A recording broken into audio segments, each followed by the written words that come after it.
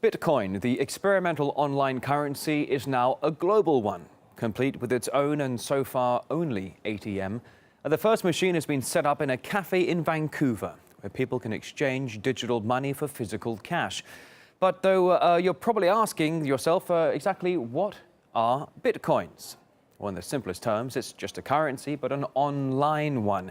Bitcoins are stored in web wallets that are completely anonymous, lacking even your name, though transactions are public. Bitcoins can be sent from one wallet to another at just the click of a button, and in most cases with no fees or delay.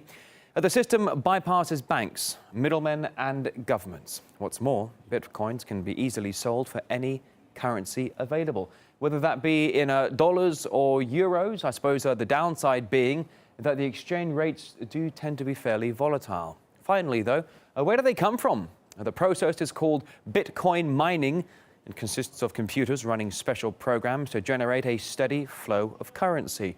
Jeffrey Albert Tucker from the Foundation for Economic Education, he calls the currency's rise simply spectacular. A year ago, this time, I thought it was insane. I mean, I thought, well, this is just another stupid technology. You know, they come along every few days and they flame out. So I'm a fairly recent convert. The more I look into it, the more confident I'm getting that the future of the world monetary system is cryptography and this kind of crypto market-based currency. It's quite spectacular. And I tell you, it only takes a few times using Bitcoin to realize this is incredibly easy. It's much, much easier than credit cards. And there's no danger of fraud or identity theft or all these other things that come with the old-fashioned credit card system. It's just a superior technology. And Bitcoin exchanges and brokers have popped up all over the world. Even China's largest search engine now accepts payments in the digital currency. And we were also told it could well become the dominant legal tender.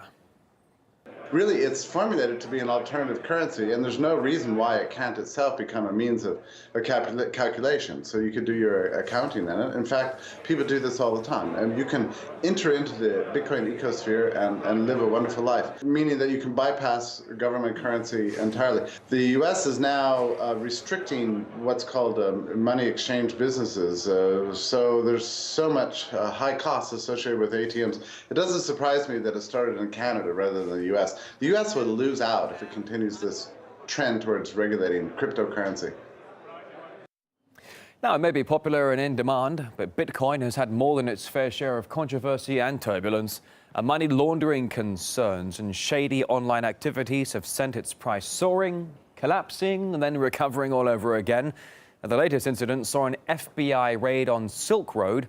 It's an online narcotics marketplace that dealt in Bitcoins. Mitchell Demeter, the chief Bitcoin officer at Bitcoiniacs, he talked to my colleague Kevin Owen.